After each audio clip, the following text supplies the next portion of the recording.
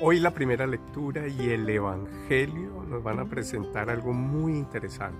Si comenzamos por la primera lectura de Hechos de los Apóstoles, vamos a encontrar que la figura de Pablo termina su trabajo apostólico en Atenas y regresa a Corintios. Hay algo muy interesante porque nos van a aparecer dos personajes, Aquila y Priscila.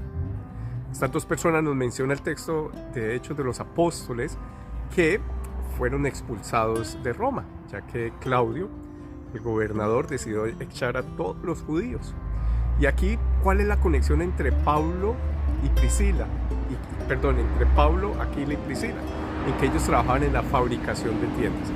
Aquí nos van a hablar algo muy interesante de Pablo, y es que no solo era un gran maestro de la ley, formado por Gamaliel, es decir, un hombre intelectual, un hombre que podríamos llamarlo un hombre universitas, es decir, universal, con un conocimiento general, sino que también era un hombre intelectual, un hombre bien formado, sino que también sabía hacer un oficio, algo manual, es decir, algo para ganarse la vida.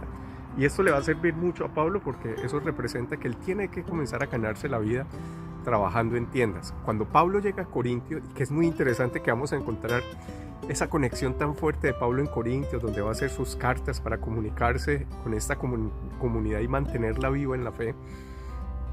Pablo cada sábado iba a la sinagoga. ¿Y cuál era su trabajo? Convencer a judíos y a griegos en convertirse en cristianos, en conocer al Señor. Entonces Pablo tiene ese apostolado, bueno, me gano la vida haciendo tiendas, un hombre que se establece por un tiempo, sabiendo que en Grecia, lo que conocemos como Macedonia, estaban trabajando en ese mismo tiempo otros discípulos de Pablo.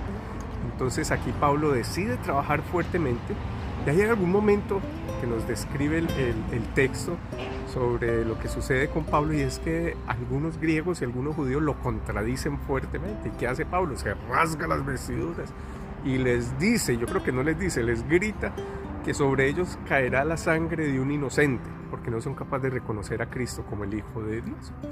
Entonces, algo muy interesante, y es que podemos entender que en ese contexto Pablo sale de ahí a la casa de Tito. ¿Y quién era Tito? Tito era un hombre que tenía su casa ahí al lado de la sinagoga. Significa que ante la confrontación de Pablo en la sinagoga, decide ir a la casa de Tito, que está ahí al lado. Y al mismo tiempo, ya finalizando el texto, nos habla del jefe de la sinagoga, Crispo. Entonces está la figura de Tito, que vive al lado de la sinagoga, y Crispo, que es el jefe, el que es el encargado, el responsable que la sinagoga esté bien. Se convierte él y su familia, los cuales comienzan a seguir las enseñanzas de Pablo y reciben el bautismo. Y termina entonces la primera lectura resaltando que muchas personas de Corintios comienzan ese proceso de conversión. Eso significa que Pablo, su itinerario era trabajar para ganarse el pan, dar testimonio y formar y educar a la gente.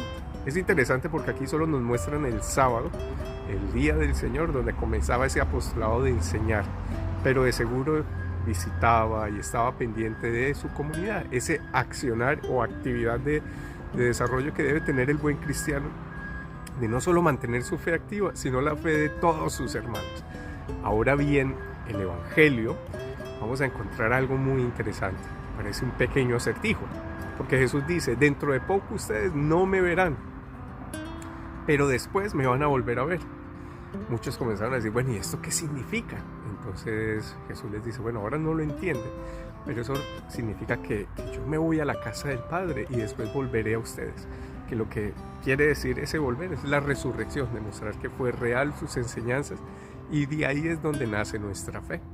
Tomaría las palabras del padre Gustavo Baena en clases del Nuevo Testamento, en donde él explica que Jesús, su actividad salvífica, su trabajo apostólico, solo tuvo sentido con la resurrección, porque eso fue todo lo que vino a predicar, que él es el Hijo de Dios, que Él va a resucitar y que Él va a venir de entre los muertos.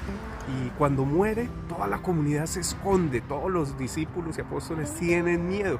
Normal, es una actitud y una reacción del ser humano. Pero cuando resucita y se les aparece, y precisamente se les aparece donde están escondidos. Inclusive tenemos la figura de Tomás que dice, no, imposible, no, debe ser la pena, el dolor que ustedes tienen, que creen que lo vieron. Y la respuesta de Tomás es, yo tengo que tocar para creer. Y es tan increíble, Jesucristo se le aparece. Le pide el favor que le toque las llagas y su herida del costado. Y la respuesta de Tomás es: Señor mío y Dios mío. Y eso nos demuestra la grandeza de nuestro Señor Jesucristo. Y cuando les digo que podemos conectar el Evangelio con la lectura con la primera lectura, es que claro, Pablo nos habla de Jesucristo, Hijo de Dios, que ha resucitado. Y lo más hermoso es que Pablo lo ve en primera persona. Pablo tiene un instante con Jesús y eso le bastó para transformar su vida y dar su propia vida, porque Pablo es martirizado en Roma. Dar su propia vida por Cristo.